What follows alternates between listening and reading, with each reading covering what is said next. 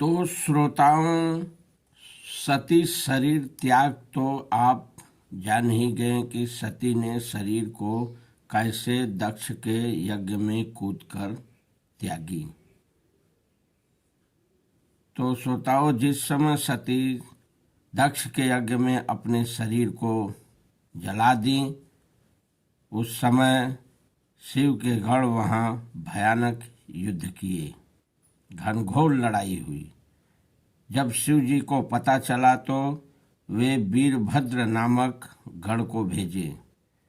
वीरभद्र आए हैं, घमासान युद्ध हुआ, भयानक मारी मारा वहां शुरू हो गई, कोई नहीं बचा श्रोताओं।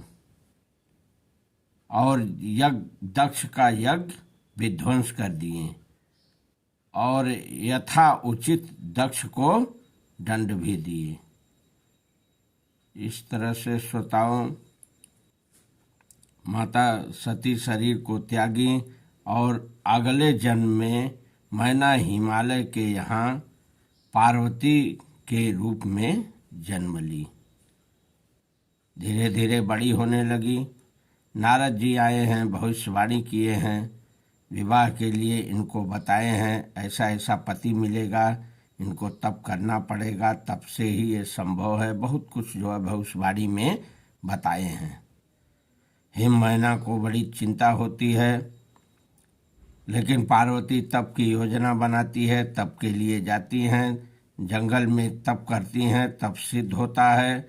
सप्तर्षि भी वहाँ पर आते हैं, इनकी प्रेम परीक्षा लेते हैं, परीक्षा में पास होती हैं। तो श्रोताओं, ये सब पार्वती का तब परीक्षा चल रहा था, उधर शिव जी जो है समाधि में बैठे हुए थे। अब तो देवताओं को बड़ी चिंता हो रही थी कि शिव के साथ जो है पार्वती का विवाह कैसे होगा, क्योंकि शिव जी तो समाधि में हैं, इनको जगाएगा कौन।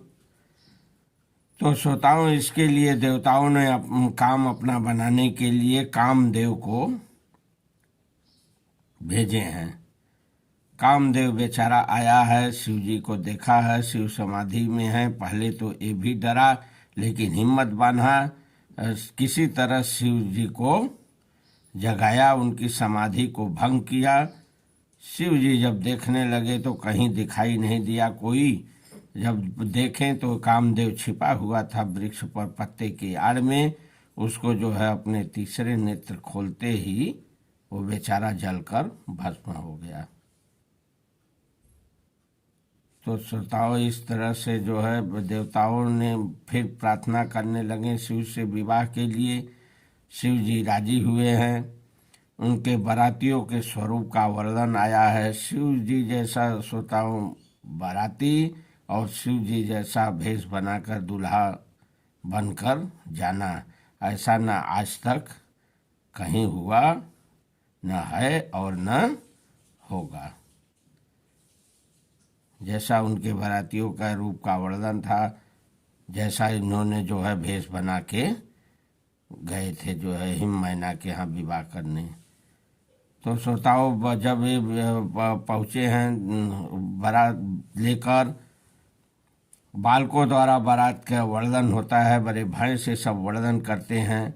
और जब वर को माता पार्वती देखती हैं, उनकी माता देखती हैं, तो उनकी माता को जो है बड़ा दुख होता है, बहुत चिंता में पड़ती हैं कि अरे ये कैसा वर, विधाता यही बनाना था मेरी पुत्री को, ऐसा ही वर मिलना था। बहुत कुछ जो है वो सोच रही हैं शिव को देखकर। लेकिन श्रोताओं, अंत में माता पार्वती खुद जो है माता को समझाई हैं। बारातियों का जीवनार शिव पार्वती द्वारा गणेश पूजन हुआ है और माता अब पार्वती को समझा रही हैं। इस तरह से जो है शिव पार्वती का जोरदार जो है वहाँ विवाह हुआ है। इसके बाद श्रोताओं, विवाह के बाद पार्वती और शिव जी दोनों लोग कैलाश पर्वत पर आकर रहने लगे। विवाह हो गया श्रोताओं, तो शिव जी पार्वती को लेकर कैलाश पर्वत पर चले आए। तो श्रोताओं, इस तरह से कथा भारद्वाज मुनि जब इतना सुने तो बहुत प्रेम में मग्न हुए, क्योंकि ये कथा तो याज्ञवल्क्य मुनि सुना रहे हैं ना भारद्वाज ऋषि को।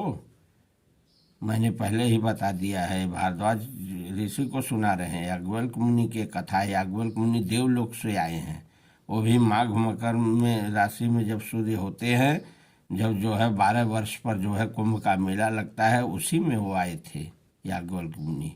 ये वहीं से कथा ली गई है, यहीं से कथा का आरंभ है और क्रमानुसार कथा चल रही है और चलती रहेगी। आप लोग ध्यान से सुनिए।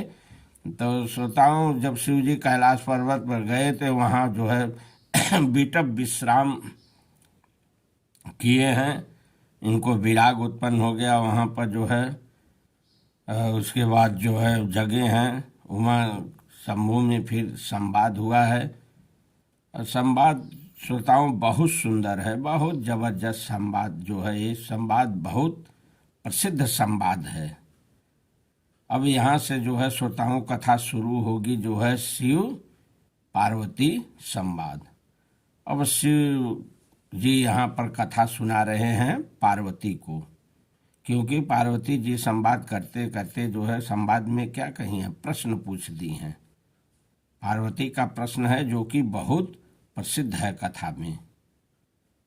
तो उन्होंने कुछ जो है प्रश्न शंकर जी से किए हैं, और प्रश्न उनका है राम के बारे में।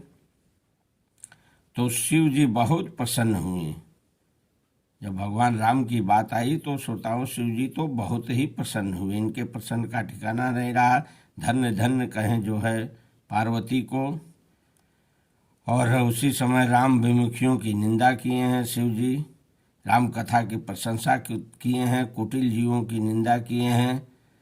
और श्रोताओं, उसी समय शिव जी अपने इष्ट देव भगवान श्री राम का परिचय माता पार्वती को दिए हैं।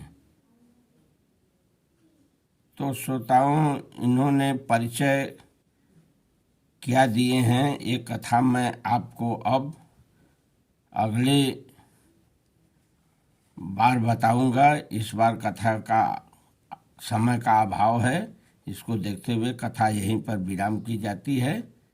तो इन्होंने परिचय क्या दिए थे, परिचय मैं आपको अगली कथा में बताऊंगा। तब तक के लिए बोलिए श्री रामचंद्र भगवान की जय।